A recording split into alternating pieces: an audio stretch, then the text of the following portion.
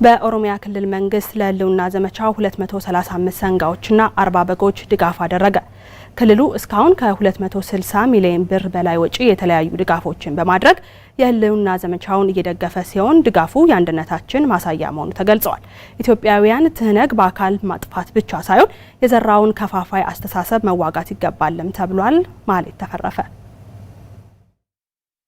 ሞታችሁ ሞታችን ኑሯችሁ ኑሯችን መሆኑን የኦሮሞ ህዝብ ዛሬ በከፍተኛ ሁኔታ ተገንዝቦ የዛሬን ጁንታ ማሸነፍ ሳይሆን የነገን ኢትዮጵያ የምንገነባበት ትልቁ ሁለቱ ምሰሶች ምንጊዜም አንድነታችንን እንድናጠናከር ነው ዋናው መልእክታችን እዚህ ድረስ የመጣ ነው። የኦሮሚያ ክልላዊ መንግስት ሀገርን ለማፈራረስ አንግቦ በተነሳው ሴራ በአማራ ክልል በተለያዩ አካባቢዎች ላይ ወረራ እየፈጸመ የሚገኘውን አሸባሪውን የህወሓት ጁንታ ለመመከት የተጀመረውን የህልውና ዘመቻ ለመደገፍ በግንባር ተገኝቷል። ለህልውና ዘመቻው 235 ሰንጋዎችና 42 የሚሆኑ በጎችን ድጋፍ አድርጓል። ድጋፉን ለማስረከብ የተገኙት የኦሮሚያ ክልል ርዕሰ መስተዳድር አማካሪ የሆኑት አቶ አሚን ጁንዲ አሸባሪው ቡድን ግብአተ መሬቱ እስኪፈጸም ድረስ ድጋፋችን ይቀጥላል ብለዋል። ይህ ጁንታ የመጨረሻው መቃብሩ እስኪጠናቀቅ ድረስ ይህ ህዝብ አንድ ህዝብ መሆኑን አማራ ሲነካ አፋር ህዝብ እያለቀሰ፣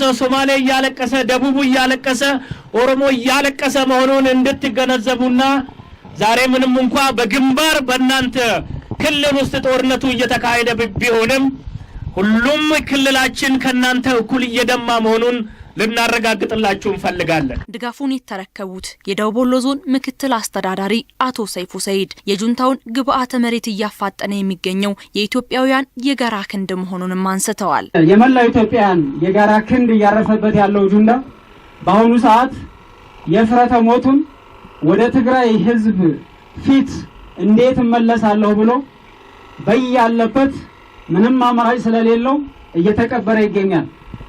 ይህ ደግሞ የመላው ኢትዮጵያን ርብርብ አሁንም ተጠናክሮ እየቀጠለ በመሆኑ በአጭር ጊዜ ይሄን ጁንታ ጠራርገን ከመሬት እንደምንቀብረው ምንም አያጠራጥርምና የኦሮሚያ ክልል ወንድሞቻችን ዛሬ እዚህ ፊታችን መጥተው ግንባር ድረስ መጥተው ይሄንን ሰራዊት ለመደገፍ መጥተዋል።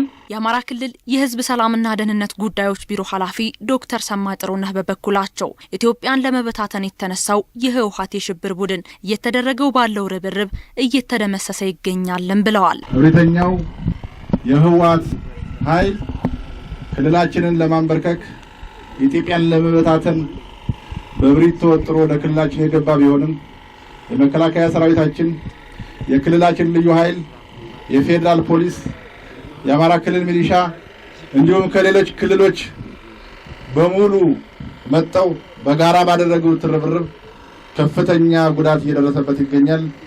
ከፍተኛ ሽንፈትም እየተከናነበ ያለበት ሁኔታ ነው። ዶክተር ሰማ አክለውም የኢትዮጵያን አንድነት አጠናክሮ ለመቀጠል ጁንታውን በአካልም ብቻ ሳይሆን የዘራውን የከፋፋይነት ፖሊሲ ማጥፋት ያስፈልጋልም ብለዋል። ጁንታው ለረጅም ዘመናት የዘራቸው በሀገራችን ኢትዮጵያ የከፋፋይነት ፖሊሲና አስተሳሰብ በቀጣይነት መታገል ያስፈልጋል። እኛ የኢትዮጵያ ህዝቦች አብረን የኖርን ዛሬም አብረን እየኖርን ያለንን ወደፊትም የምንኖር እንጂ ማንም ጠባብ ከፋፋይ ዘረኛ ኃይል ባቀደው ፖሊሲና ስትራቴጂ በቀላሉ የሚበታተን ህዝብ አይደለም። በድጋፍ ርክክብ ወቅት የፌዴራል የክልልና የዞን ከፍተኛ አመራሮች እንዲሁም የሀገር ሽማግሌዎች የተገኙ ሲሆን እስካሁን የኦሮሚያ ክልል የህልውና ዘመቻውን ለመደገፍ 263 ሚሊዮን ብር በላይ የሚገመት የገንዘብና የአይነት ድጋፍ ማድረጉም ተገልጿል።